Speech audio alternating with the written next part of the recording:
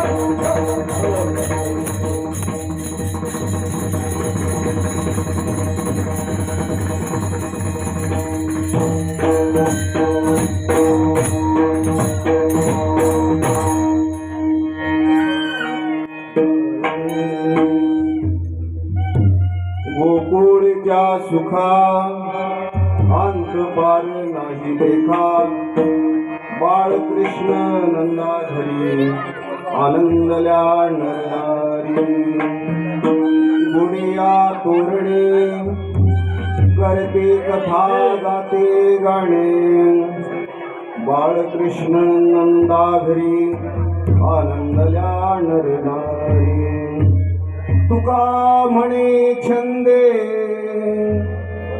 तुका म्हणे छंदे येणे वेधीले गोविंदे बाळकृष्ण नंदा घरी आनंदल्या नरनारी विठाला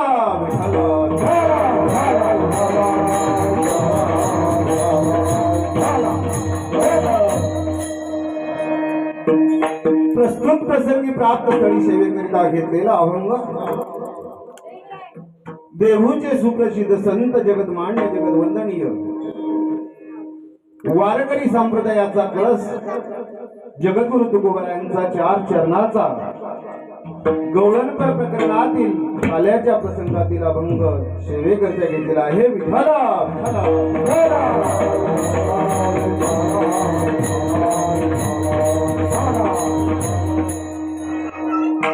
महायोग पीठे तटे भेमरद्या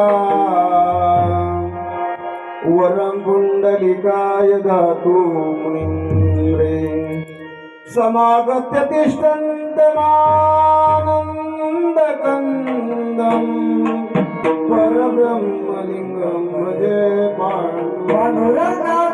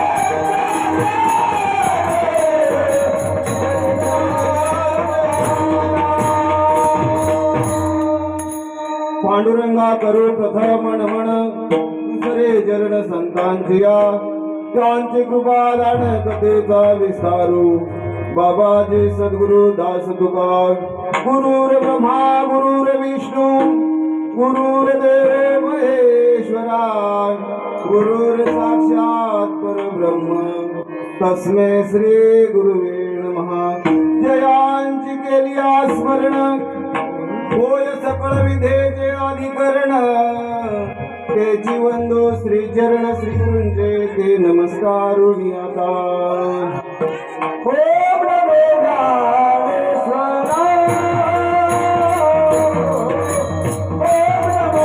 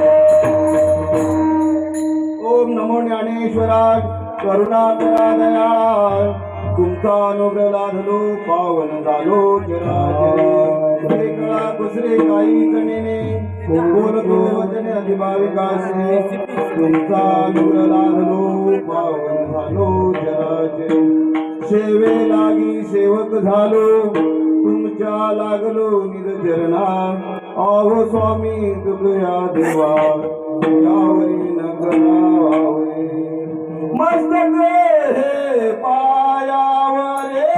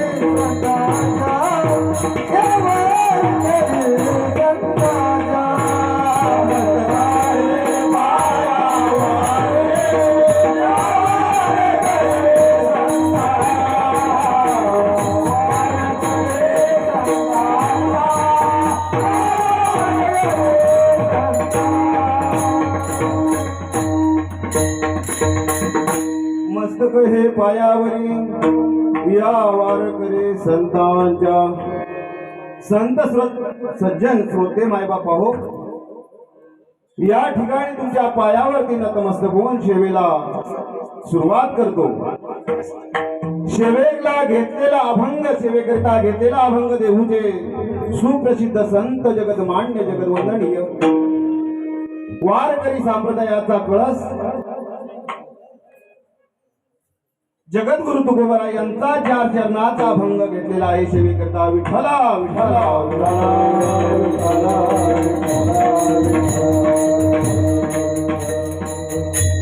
प्रस्तुत अभंगामध्ये जगद्गुरु तुकोबरा सांगतात की भगवान परमात्मा गोकुळामध्ये प्रगट झाले, अवतीर्ण झाले आणि भगवान परमात्मा गोकुळामध्ये अवतीर्ण झाले आणि गोकुळवासियांना सुख प्राप्त झालं, गोकुळवासियांना आनंद प्राप्त झाला. त्या आनंदाचं वर्णन जगद्गुरु तुकोबारायांनी केलं. जगद्गुरु तुकोबाराय म्हणतात की भगवान परमात्मा गोकुळामध्ये प्रगट झाले आणि गोकुळवासियांना काय झालं, आनंद झाला, सुख प्राप्त झालं. आणि भगवान परमात्मा गोकुळामध्ये अवतीर्ण झाल्यानंतर ज्याप्रमाणे हिंदू संस्कृतीमध्ये दारांना तोरणं बांधली जातात, घरासमोर गुढ्या उभारल्या जातात, त्याप्रमाणे सर्व स्त्री पुरुष सर्वांना आनंद झाला आणि सर्वांनी आपल्या घरासमोर गुढ्या उभारल्या, दारांना तोरणं बांधली आणि मोठ्या आनंदाने भगवंताच्या कथा आणि गाणी सुस्वराने गाऊ लागली. आणि शेवटच्या चरणामध्ये जगद्गुरु तुकोबाराय सांगतात की तुका म्हणे छंदे येणे वेधीले गोविंदे. भगवान परमात्म्यानं सर्व गोकुळवासियांना आपला छंद लावून घेतला, सर्वांचं हृदय वेधून घेतलं. विठ्ठला विठ्ठला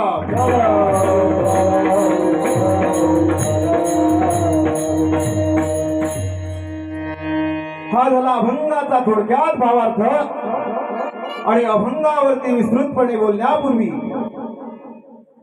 वारकरी संप्रदायाच्या नियमानुसार एक अल्पसा परिहार देणं गरजेचं असतं. ते असं की आपल्या कुंड या गावामध्ये गेली अनेक वर्षे रात्री महाराजांनी सांगितलं की शतकोत्तर 100 वर्ष झालेत. ती मोडाची अपेक्षा जास्त झाली असावी. सालाबाद प्रमाणे चालत आलेला हा ज्ञानयज्ञ सोहळा अर्थात महाशिवरात्री उत्सव 1.5 दिवसाचा सोहळा. हा सोहळा संपन्न होत असताना कालपासून सकाळी घटस्थापना, विणापूजन, पालखी मिरवणूक, प्रवचन सेवा, हरिपाठ, कीर्तन आणि हरिजागर अत्यंत भक्तिमय वातावरणामध्ये, आनंदमय वातावरणामध्ये हा उत्सव चालू आहे. आणि माझ्यासारख्या पामराला आज तुमच्या सर्वांच्या आशीर्वादानं, समस्त गावकऱ्यांच्या, ज्येष्ठ नागरिकांच्या, तरुण मंडळाच्या कार्यकर्त्यांच्या वतीनं माझ्यासारख्या पामराला ही सेवा सुपूर्द केली काल्याची प्रथमतः मी सर्वांचे या ठिकाणी ऋण व्यक्त करतो. असंच परमार्थिक कार्य आपल्या हातून सतत घडत राहो ही मी गण्य मातेच्या चरणी प्रार्थना करतो. महाशिवरात्री उत्सवाच्या निमित्तानं भगवान शिवशंकर महादेवाच्या चरणी प्रार्थना करतो. विठ्ठला विठ्ठला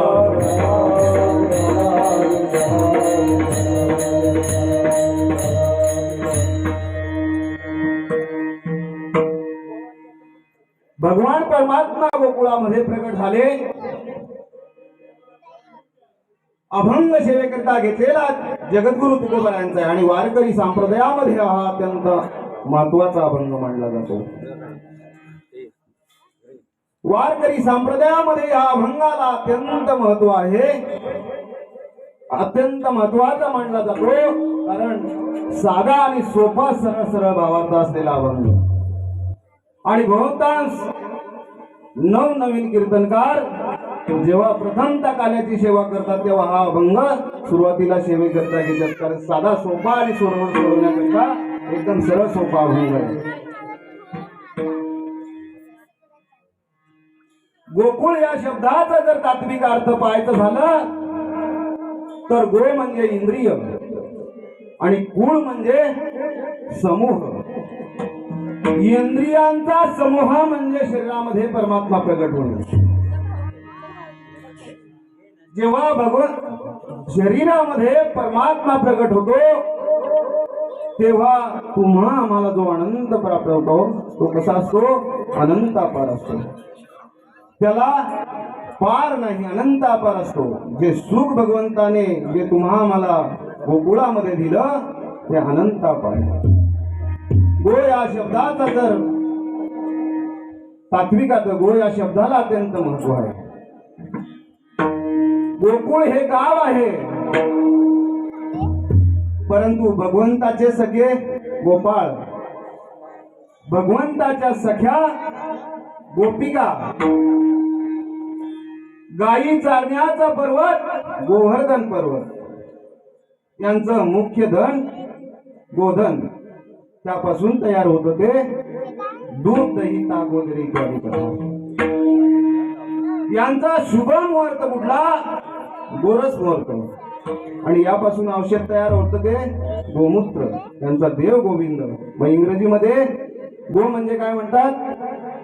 जा. जा म्हणजे काला घ्या आणि आला. ही शेवटची सेवा असते. सप्ताह हा 7 दिवसाचा असतो आणि 8व्या दिवशी या 8व्या अवताराला आठवल्याशिवाय कार्यक्रमाचा समारोप होत नाही. शेवटच्या दिवशी काला का करावा? भगवान परमात्म्याचं चरित्र उच्चारल्याशिवाय तुम्हा आम्हाला कार्यक्रमाची सांगता येईल. भगवान परमात्मा गोकुळामध्ये अवतीर्ण झाले आणि गोकुळवासियांना सुख दिलं. ते सुख कसं होतं? अलौकिक होतं, अलौकिक. त्या सुखाचं वर्णन गीतेमध्ये आलंय. गीतेमध्ये सुखाचे प्रकार सांगितले. सात्विक सुख, राजस सुख आणि तामस सुख आणि भक्ती सुख. सात्विक सुख हे प्रथम वाईट असतं, कठीण असतं, परंतु नंतर ते मात्र चांगलं असतं. आणि राजस सुख हे कसं असतं? प्रथम चांगलं आणि नंतर वाईट.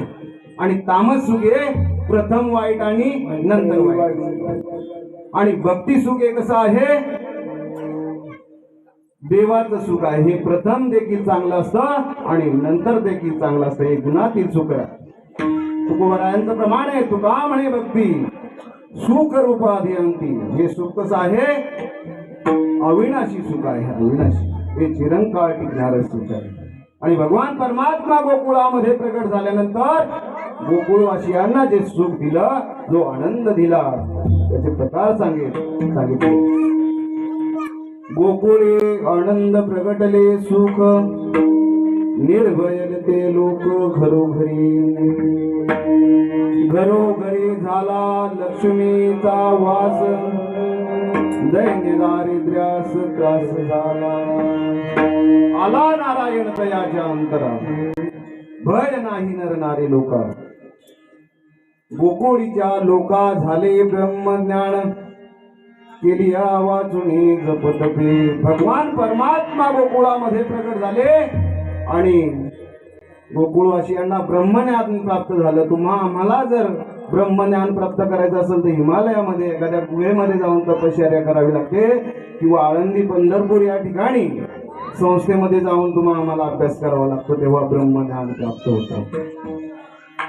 परंतु भगवान परमात्मा गोकुळामध्ये प्रकट झाल्यानंतर गोकुळवासियांना बिना जप तप करता ब्रह्मज्ञान प्राप्त झाले. आणि भगवान परमात्मा गोकुळामध्ये प्रकट झाल्यानंतर जे गोकुळवासियांना सुख झाले त्याचे पहिले सांगितले. जगद्गुरु तुकोबाराय. कृष्णाची या सुखे भूक नाही तहान, सदा समाधान सकळांचे. गेले किती दिवस कळलेची नाही, बाहेरील वास विसरली. तुका म्हणे ऐसा केला, राहीला उद्वेग जावे. भगवान परमात्मा गोकुळामध्ये प्रकट झाल्यानंतर गोकुळवासियांना सुख दिलं. ज्यांना सुख प्राप्त झालं भगवंताचं, त्यांना ताण भूक लागत नाही. नवे नवे त्यांचा क्रोध नाहीसा होतो, त्यांचा संकल्प पूर्ण होतो. आणि भगवंताच्या सुखामध्ये किती दिवस जातात ते कळत नाही, जावं यावं लागत नाही, त्यांचं जन्म मरण संपतं. इतकं सुख भगवंताने गोकुळवासियांना दिलं. तेच अभंगाच्या प्रथम चरणामध्ये जगद्गुरु तुकोबाराय. गोकुळच्या सुखा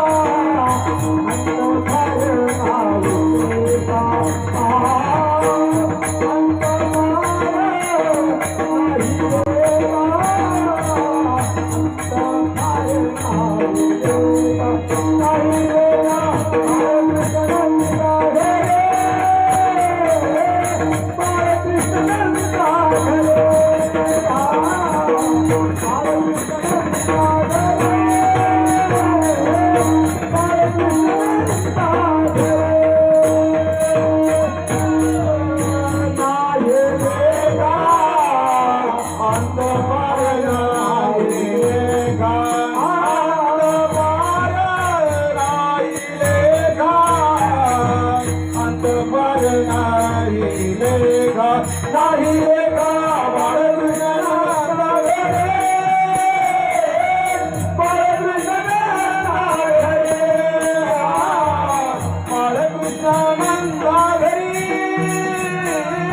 बाळकृष्णानंदा घरी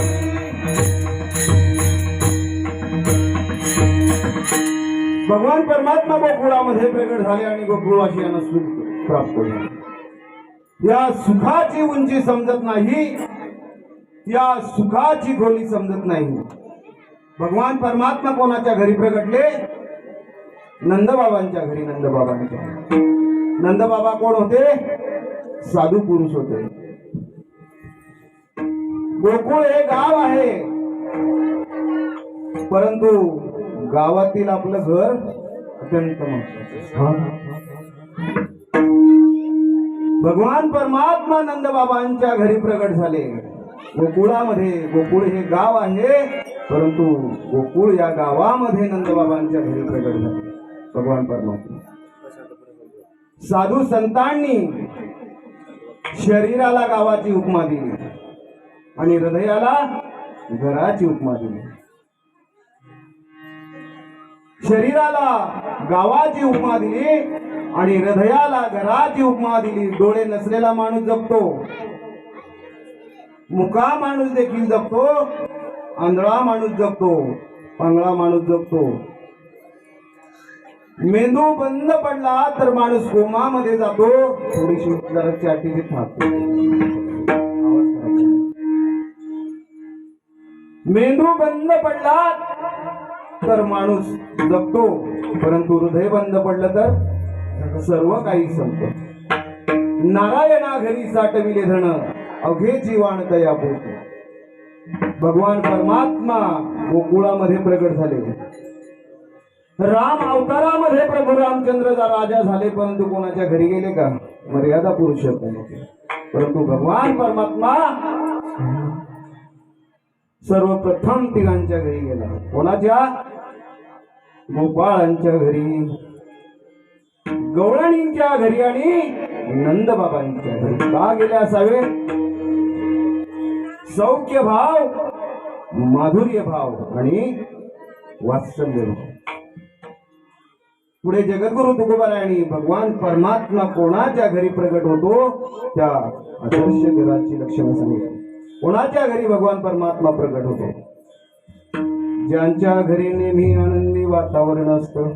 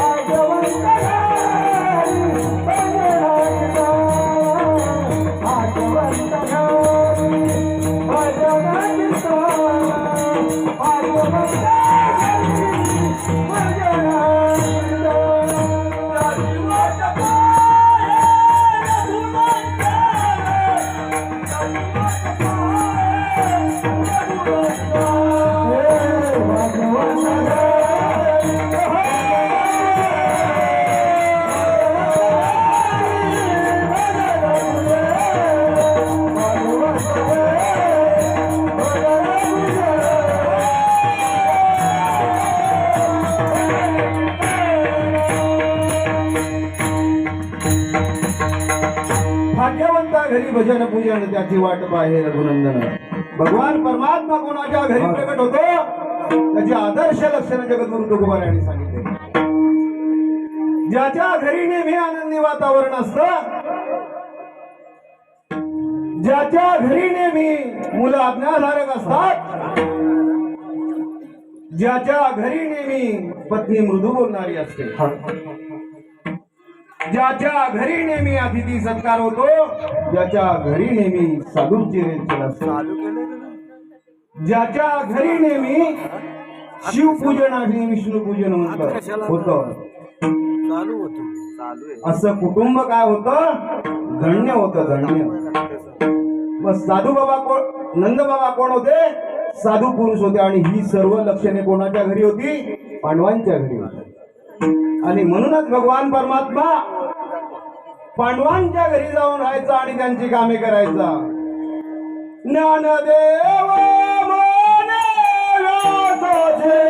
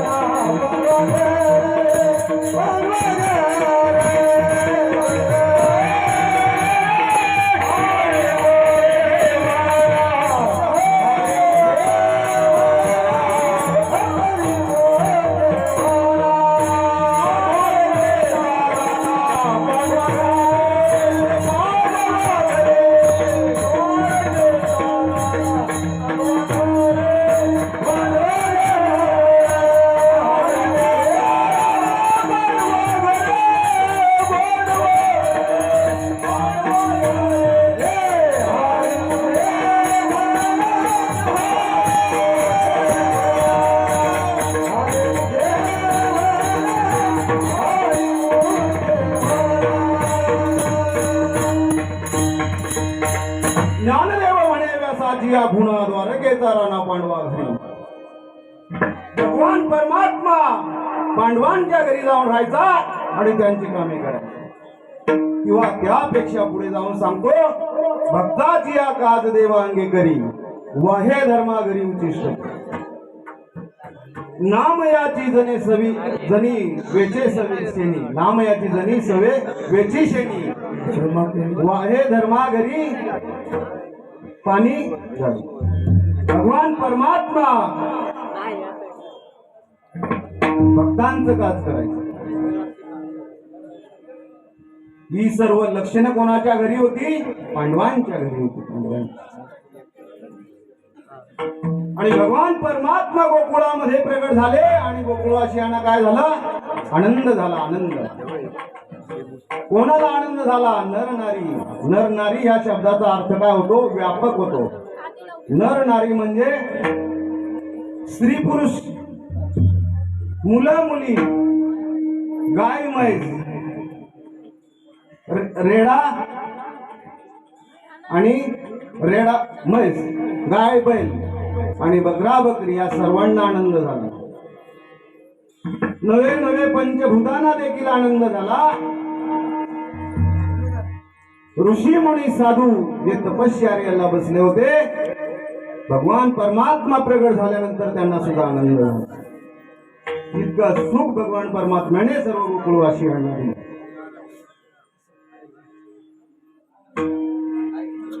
आनंद हा शब्द कसा आहे? सुखापेक्षा उच्च प्रतीचा शब्द. आनंदाचे प्रकार आहेत: विषयानंद, ब्रह्मानंद आणि प्रेमानंद. विषयानंद हा क्षणाक्षणाला कमी होतो. हा चिरंकाळ टिकणारा नसतो, क्षणाक्षणाला कमी होतो. परंतु ब्रह्मानंद हा सतत राहतो प्रकार आहे. विषयानंद हा क्षणाक्षणाला कमी होतो. एक उदाहरण जर सांगायचं झालं तर नवीन नवीन लग्न झालेलं जर दाम्पत्य असेल एखादं जोडपं असेल तर त्यांच्यामध्ये एकाप्रती जो आनंद लग्न झाल्या झाल्या जो असतो तो आनंद दुसऱ्या वर्षी तुम्हाला आम्हाला पाहायला मिळतो का? नाही मिळत. किंबहुना दुसऱ्या तिसऱ्या वर्षी अजून त्यापेक्षा तुम्हाला आम्हाला कमी झालेला पाहायला मिळतो. म्हणजे क्षणाक्षणाला तो काय होतो, विषयानंद हा कमी होत जातो आणि 5, 6, 7 वर्ष झाल्यानंतर दोघांमध्ये कधी कधी खटके उडायला सुरुवात होते आणि मग वाटतं की लग्न केलं नसतं तर बरं झालं असतं. म्हणजे सांगण्याचं तात्पर्य असं आहे की विषयानंद हा तुम्हा मला कायम टिकणारा नसतो, तो क्षणाक्षणाला कमी होतो, परंतु ब्रह्मानंद हा कायम राहतो. आणि प्रेमानंद हा तुम्ही घ्या ना थोडा वेळ जरा. सतत वाढत जातो. माझ्या पायानं उभं राहत नाही ना मला जास्त. नाही अंगी प्रेमाचे भरते निघे उतार चढते. घ्या घ्या तुम्ही घ्या. हा दिवसेदिवस काय होतो, वाढत जातो. गुणरहितम सूक्ष्मतरम अविच्छिन्नम अनुभव रूपम. सांगण्याचं तात्पर्य असं आहे की भगवान परमात्म्याने जो गोकुळवासियांना काय दिलं, 11 14 रे. प्रेमानंद दिला. प्रेमानंद भगवान परमात्म्याने विषयानंद देण्याकरता मोठा प्रतिप्रपंच केला नाही, तर भगवान परमात्म्याने काय दिलं, प्रेमानंद दिला. आणि भगवान परमात्मा अवतीर्ण झाल्यानंतर सर्वांना आनंद झाला. आनंद झाला. तो आनंद कसा, शरीरामध्ये चेहऱ्यावरती जो फुलणारा आनंद असतो, शरीरामध्ये जो तुमचं आमचं हृदय आनंदाने फिरतं, त्याचं वर्णन न केलं बरं. इतका आनंद, बरं आनंद लपवता येतो का कधी? आनंद कधीच लपवता येत नाही. जेव्हा तुम्हाला एखाद्या शुभ मंगल प्रसंगी आनंद वातावरणामध्ये जो आनंद झालेला असतो, तो आनंद तुमच्या आमच्या चेहऱ्यावरती दिसतो. आनंद लपवता जर येत नाही. एक उदाहरण जर सांगायचं झालं तर एखाद्या आवडीचं जर वाहन घेतलं, एखादी 4 चाकी गाडी घेतली तर तुम्हाला मला इतका आनंद होतो, तो आनंद आम्ही कधी लपवू शकत नाही. गाडीमध्ये पेट्रोल भरायला जरी पैसे नसले तरी आम्ही एखाद्या मित्राकडून उसने 100 रुपये 100-200 रुपये घेतो, पेट्रोल टाकतो, परंतु उगाच काही कारण नसताना मी रोज बसतो का? त्याचं कारण काय? आमचा आनंद आम्हाला शांत बसून दे. आनंद झालेला असतो. पाऊस जेव्हा पडतो तेव्हा मोर देखील आपला पिसारा फुलून नाचू लागतो, आनंद व्यक्त करतो. तुका म्हणे मोर नाचवी मयुरे, लपविता खरे येत नाही. खरं कधी लपवता येतं का? कधीच नाही. आनंद देखील लपवता येत नाही. आमचे बाळासाहेब इंगळे महाराज एक दृष्टांत सांगायचे, तुम्ही ऐकला असेल या ठिकाणी कुठेही कीर्तनामध्ये कॅसेटला ऐकला असेल की एका गावामध्ये एक गृहस्थ राहत होते आणि त्या गृहस्थांना 3 मुली होत्या. 3. त्या मुलींच्या वाणीमध्ये दोष होता. त्या गृहस्थांना 3 मुली होत्या आणि मुलीच्या वाणीमध्ये दोष होता. एक होती थोडी बोलायला बोबडी होती, दुसरी थोडी बोलायला तोतरी होती आणि तिसरी थोडी नाकामध्ये घेऊन बोलायची. आणि मुलींच्या वाणीमध्ये दोष असल्यानं त्या मुलींचे वडील अत्यंत चिंतेमध्ये होते, कारण त्यांचा विवाह त्या ठिकाणी जुळत नव्हता. अनेक वर्ष त्या मुलींच्या वडिलांनी अनेक स्थळं पाहिली, अनेक ठिकाणी प्रयत्न केले, परंतु मुलींच्या वाणीमध्ये दोष असल्या कारणानं त्यांचा विवाह जुळत नव्हता. आणि 2 मैल असणाऱ्या गावामध्ये त्या मुलींचे वडील गेले. मुलींचे वडील गेले एका घरामध्ये, एका गृहस्थाच्या घरी त्याचे 3 मुलगे लग्नाला होते. आणि त्यांनी त्या गृहस्थांना सांगितलं, दादा तुमचे 3 मुलगे लग्नाला आहेत आणि माझ्या 3 मुली देखील आहेत, गोजीरवाण्या आहेत, दिसायला सुंदर आहेत, उच्च शिक्षित मुली आहेत. आणि घर मुलांचं देखील कसं होतं, श्रीमंत होतं. मुलं शिकले सवरलेली वगैरे होते आणि सुशिक्षित वगैरे मुलं होते.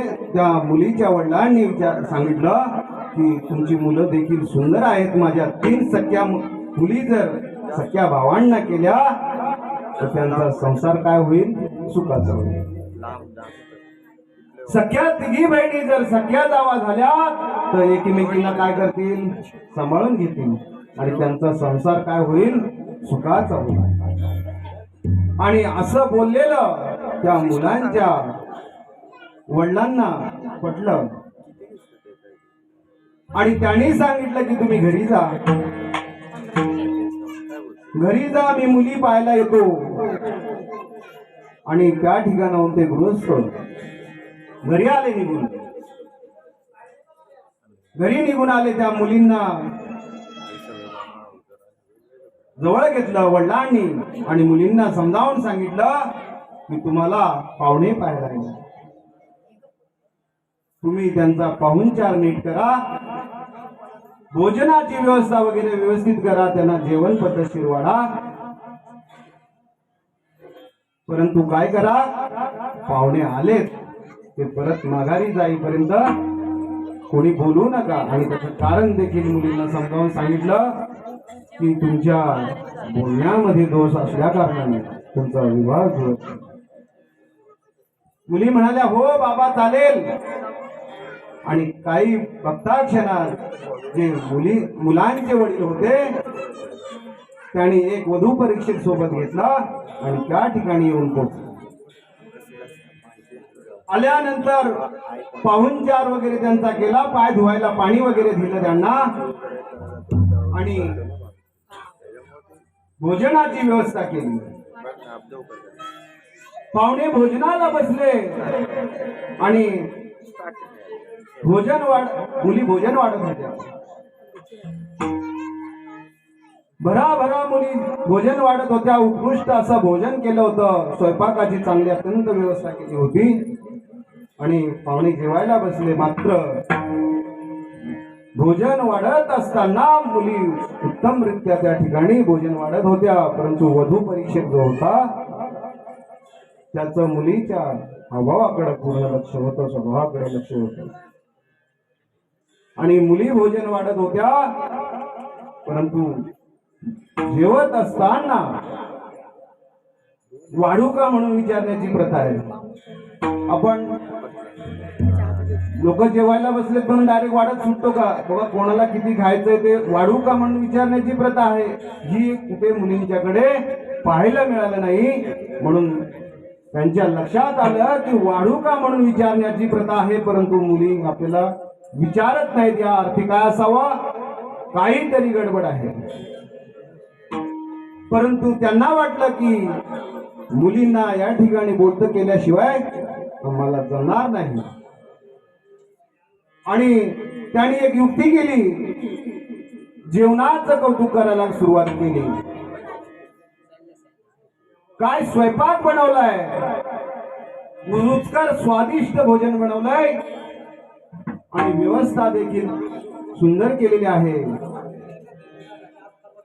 आणि स्पेशल शिरा बनवला होता. त्या शिऱ्याचं वर्णन करू लागले की जो कोणी शिरा बनवलाय स्पेशल तो शिरा उत्कृष्ट बनवलाय, उत्कृष्ट.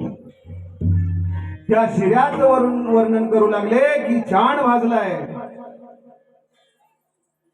शुद्ध साजूक तुपामध्ये शिरा बनवलाय. आणि सोबत आलेले जे इतर पाहुणे होते त्यांना आव्हान करून सांगू लागले की भात कमी खा पण काय खा? शिरा खा, शिरा. आता शिरा बनवणारी जी मुलगी होती तिची वाहवा करायला सुरुवात केली. तिच्या कार्याची प्रशंसा करायला सुरुवात केल्यानंतर तिला गप्प राहावेल का? तिला गप्प राहवलं नाही आणि ती त्या ठिकाणाहून त्या गृहस्थांच्या जवळ गेली आणि तिला पटकन बोलून गेली. आधी तर ती बोलत नव्हती. तिला बाबांचे शब्द आठवत होते परंतु तिला राहवलं नाही आणि पटकन त्या ठिकाणी गेली आणि बोलली मामा तिला मी त्याला आहे. आणि तिला मी दिलाय म्हणता म्हणता दुसरी तोत्री होती त्या ठिकाणी ती तू तू तू तू का असं म्हणता म्हणता गेंगाणी ती जी होती थोडी नाकात घेऊन बोलायची ती गेली त्या ठिकाणी तू बोलणी ती बोलणी पण तू का बोलणी. माझं सांगण्याचं तात्पर्य असं आहे की जेव्हा तुम्हा आम्हाला अंतःकरणातून आनंद होतो तुमच्या आमच्या कार्याची प्रशंसा केली जाते तेव्हा जो तुमच्या आमच्या चेहऱ्यावरती आनंद प्राप्त होतो जो आनंद प्रकट होतो तो कोणी लपवू शकत नाही. मग भगवान परमात्मा गोकुळामध्ये प्रकट झाल्यानंतर सर्व गोकुळवासियांना काय झालं आनंद झाला आणि त्याचं वर्णन जगद्गुरु तुकोबारायांनी अभंगाच्या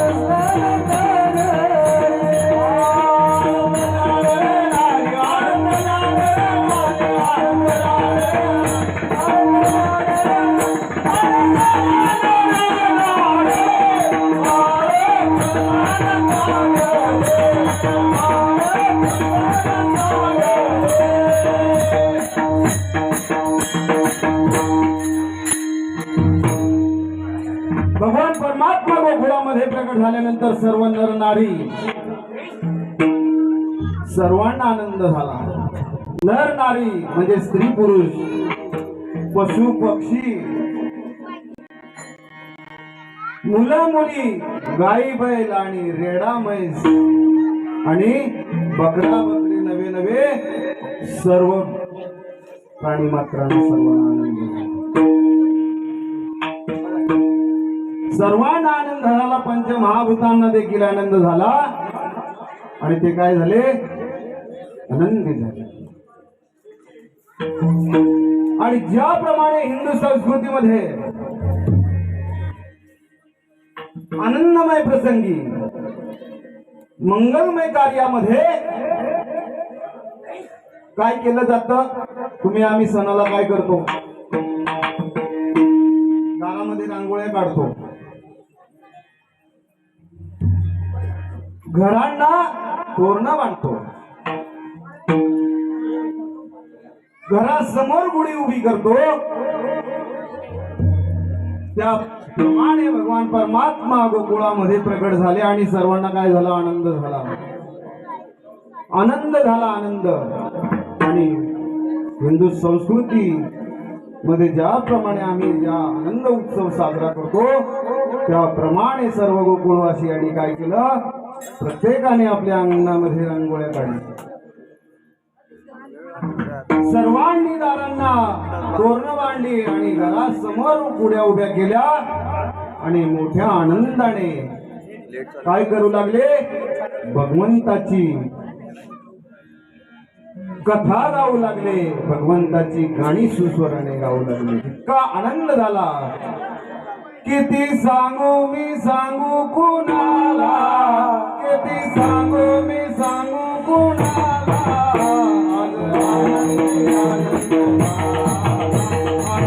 आनंद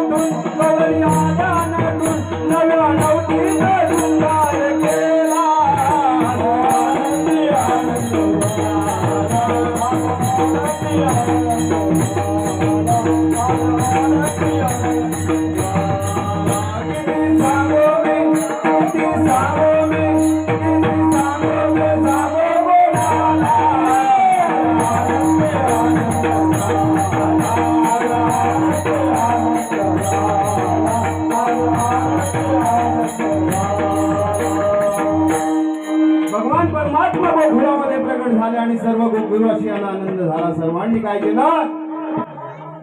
आपल्या घरासमोर गुड्या उभारल्या, दारांना तोरण बांधले, घरामध्ये रांगोळ्या काढल्या, भगवंता परमात्म्याची कथा आणि गाणी सुसुराने गाऊ लावले. तेच अभंगाच्या तिसऱ्या चरणामध्ये तोरणे तोरणे करती कथा गाती गाणे तोरणे तोरणे करती कथा गाती गाणे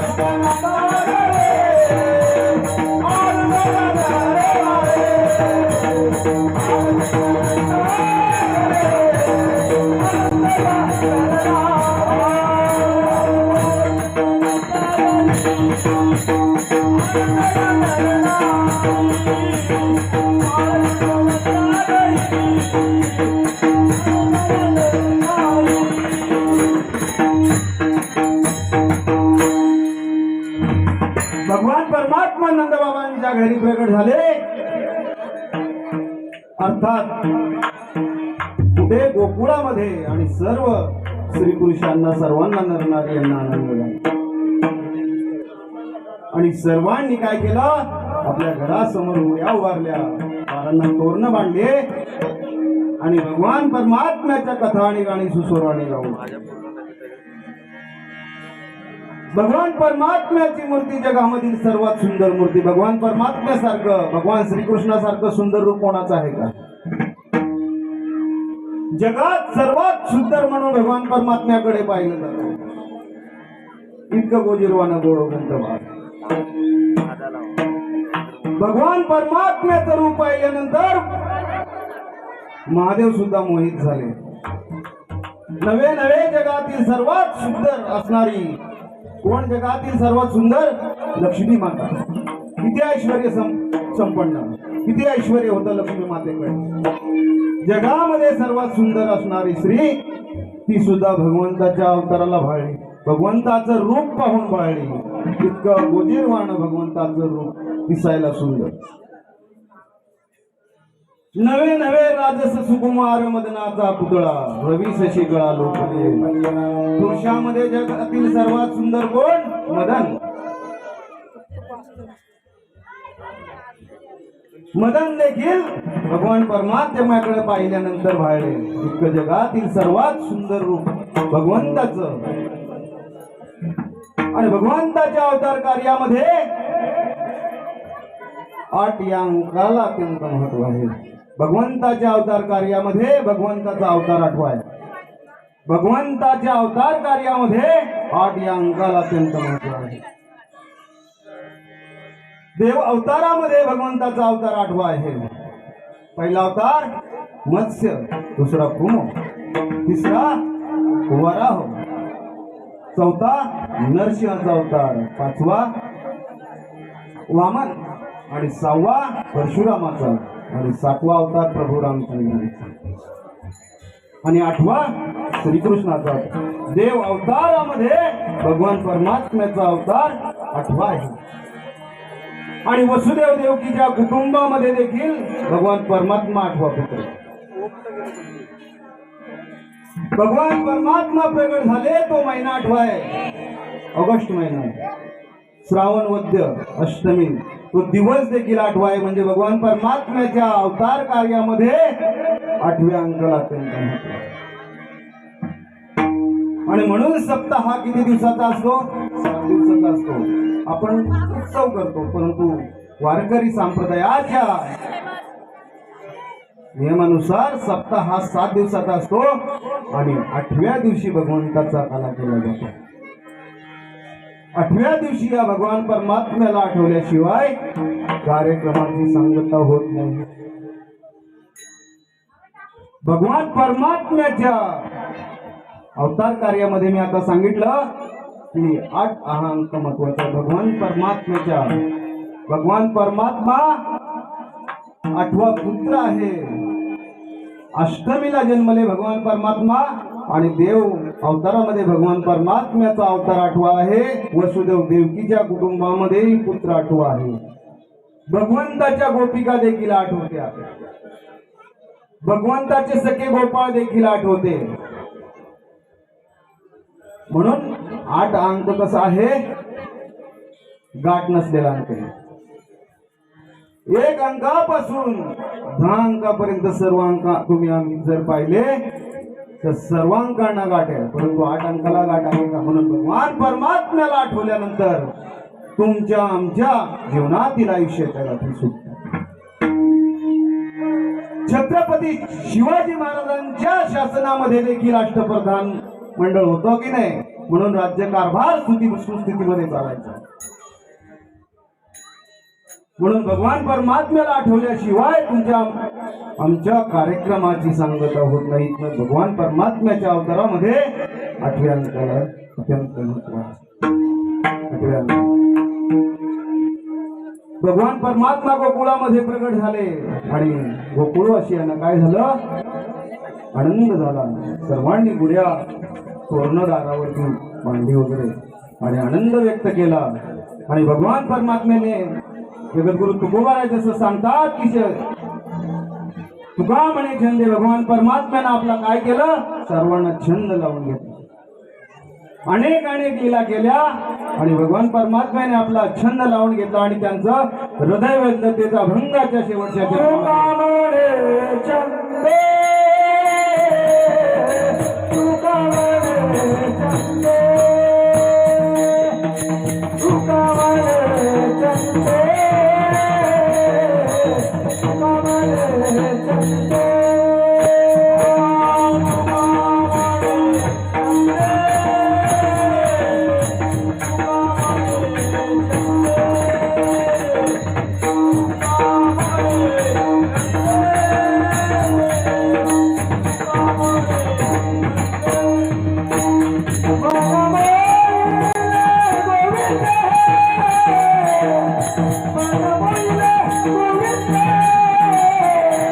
Hare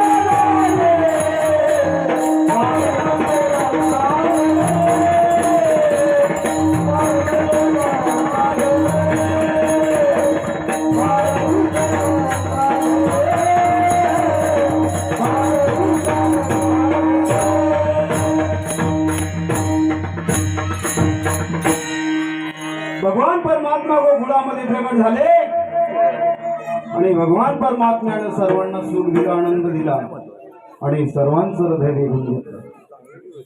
म्हणून भगवान परमात्म्याचं काय केलं पाहिजे? नाम उच्चारण केलं पाहिजे. म्हणून सर्वांनी एक वेळा वरती हात करा, वरती हात करा. ज्यांना ज्यांना हात आहेत ना त्यांनी हात वरती करा. सर्वांनी भगवंताचं भजन करायचं. विठोबार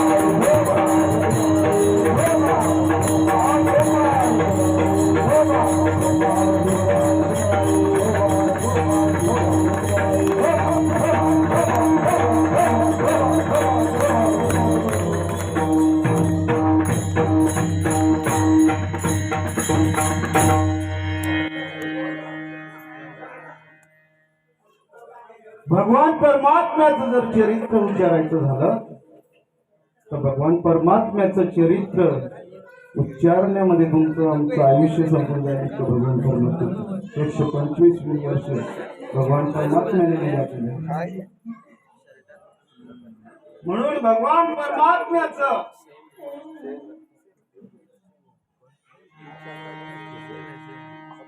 उच्चारणच करायचं जर झालं तर भगवान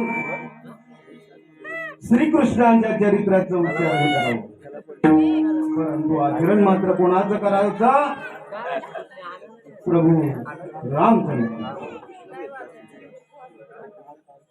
दोन्ही भगवंताचे अवतार आहेत, परंतु दोघांच्याही अवतार कार्यामध्ये काय आहे? फरक. दोघांच्याही अवतार कार्यामध्ये विभिन्नता आहे. प्रभू रामचंद्रांचा जन्म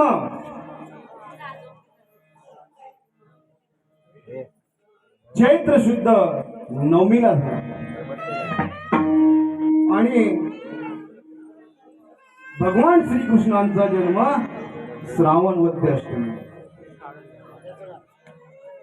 एवढे दोन्हीही भगवंताचे अवतार आहेत. प्रभू रामचंद्र राजवाड्यामध्ये जन्मले, परंतु भगवान श्रीकृष्ण मात्र कुठे जन्मले? बंदीखान्यामध्ये जन्मले. प्रभू रामचंद्र मर्यादा पुरुषोत्तम होते, परंतु भगवान श्रीकृष्णाने मात्र अनेक लीला केल्या, अनेक लीला केल्या. प्रभू रामचंद्र एक वचनी आणि एक पत्नी होते, परंतु भगवान श्रीकृष्ण मात्र नेहमी सतत खोटं बोलायचे. कधी खोटं तर कधी खरं. परंतु एक पत्नी होते का? 16,108 बायका भगवंताने केल्या. 16,100 बायका भौमासुराच्या तावडीतून सोडवलेल्या त्यांना पत्नीचा दर्जा दिला होता भगवंताने.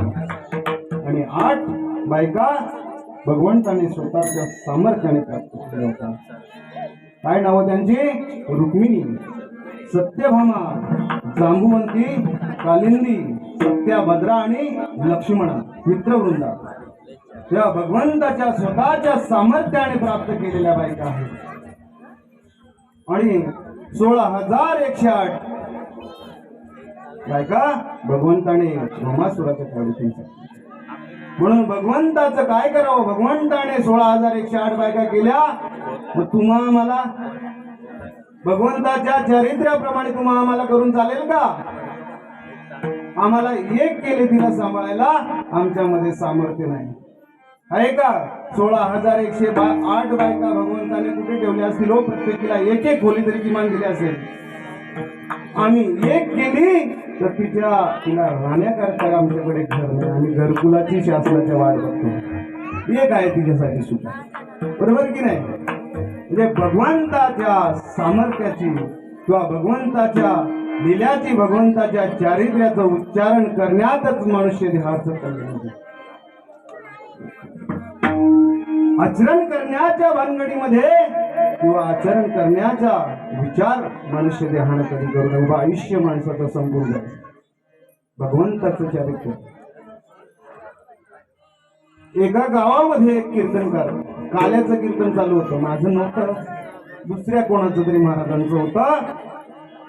आणि काल्याच्या कीर्तनामध्ये जसे तुम्ही बसले तसे एक वयोवृद्ध बाबा कीर्तनामध्ये बसले होते.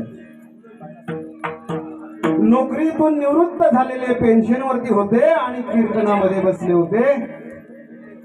आणि कीर्तनकार महाराज त्या ठिकाणी भगवंताचं चरित्र उच्चारण करत होते आणि सांगत होते. आणि सांगत असताना त्यांनी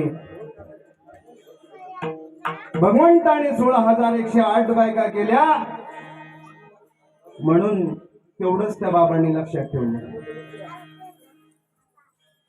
आणि त्यांना वाटलं की मी रिटायर झालोय, माझी पत्नी मरण पावले, मला मुलं आणि सून काय पाहत नाही. मग भगवंताने जर 16,108 बायका केले तर आपल्याला एखादी करायला काय हरकत आहे तुकड्या टाकण्यासाठी? आणि बाबांनी पूर्ण कीर्तन ऐकलं आणि आणि घरी जाऊन विचार केला. आणि सुनेला आणि सासूला सासूला नाही, मुलाला आणि सुनेला समोर बोलवून घेतलं आणि त्यांनी सांगितलं की भगवंताने 16,108 बायका केलेत आणि मी आता लग्न करणार आहे. मला म्हातारपणामध्ये माझी सेवा करण्याकरिता मला पत्नीची गरज आहे. मुलाने सांगितलं, सुनाने सांगितलं, बाबा हे तुमचं आता काय वय आहे का? दुसरं लग्न करायचं नाही, मी करणारच आहे. देवाने केल्या 16,108 तर मला एक करायला काय फरक आहे? आणि त्यांनी विचार केला की लग्न करायचं म्हणजे करायचं. आणि विचार करता करता बाबा झोपी गेले.